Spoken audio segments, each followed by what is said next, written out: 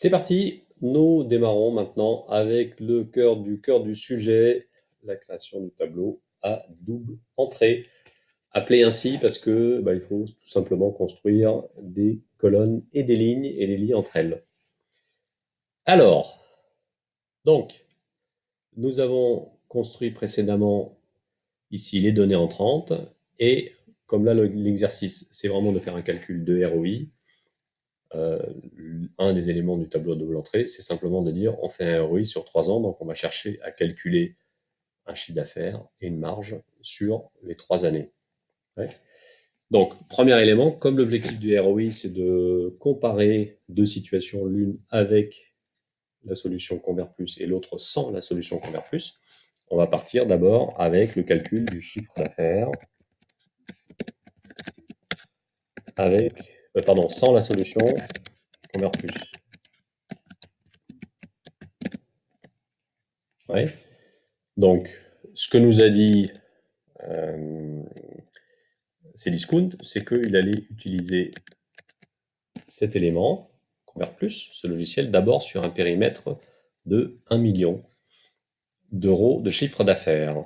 Alors, petit élément aussi d'hygiène d'utilisation d'Excel, dès que vous utilisez des chiffres, le mieux, c'est de les rendre lisibles en utilisant en les mettant ici en nombre, et ensuite, dans ce cas-là, retirer les virgules qui ne servent à rien, parce qu'on parle de millions d'euros, mais en tout cas, ça nous fait modifier le format de sorte à ce qu'on puisse lire plus facilement le fait que ce soit 1 million d'euros.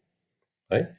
Donc, ce que nous a dit ici, premier élément de chiffre d'affaires de Cdiscount, c'est que la croissance naturelle du chiffre d'affaires est de 10%. Donc, a priori, si Cdiscount ne fait rien de particulier, le chiffre d'affaires va bien augmenter de 10%. Et donc, on va le calculer. Donc ça, c'est du calcul simple Excel. On démarre la cellule avec un égal. On va chercher la première valeur et on va l'augmenter de 10%. Mais si je mets 10% et que je multiplie, ça va me prendre 10% de 1 million, donc 100 000 euros. Alors moi, ce que je veux, c'est introduire dans ce tableau le chiffre qui augmente le chiffre d'affaires précédent de 10%. Donc, je vais le multiplier par 1 plus les 10%.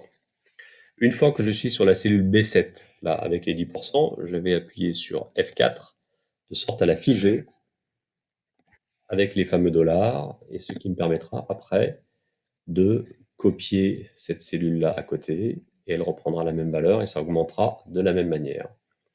Ici, je vais copier le format, ça c'est aussi une fonction intéressante. Ici, comme ça, effectivement, toutes les valeurs seront d'emblée avec le million, avec les séparateurs de milliers qui nous intéressent. Voilà, deuxième étape, on calcule la marge sans la solution plus. Et la marge est de 2%. Et donc là, pareil, on va l'appliquer, égal. On va prendre le chiffre d'affaires de l'année 1. Et là, par contre, on va le multiplier simplement par les 2%, puisque l'objectif, c'est un calcul de marge, donc c'est 2% appliqué directement sur le chiffre d'affaires. Et pareil, on va appuyer sur F4 pour figer et mettre les dollars. Donc effectivement, 2% de 1 million, ça fait bien 20 000 euros. Et ça, c'est la beauté d'Excel après, c'est que tout sera calculé automatiquement en faisant les copier-coller et en appliquant les valeurs du coup.